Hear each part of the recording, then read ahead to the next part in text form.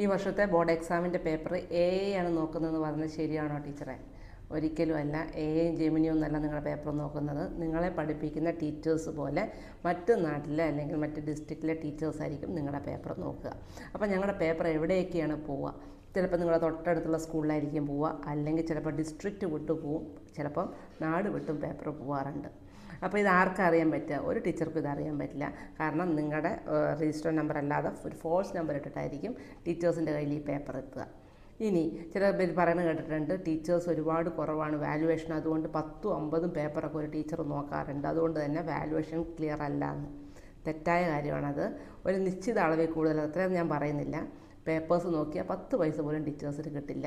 അതുകൊണ്ട് കൃത്യമായിട്ടുള്ള രീതിയിലുള്ള പേപ്പേഴ്സ് കൃത്യമായിട്ടുള്ള ടീച്ചേഴ്സാണ് നോക്കാറുള്ളത്.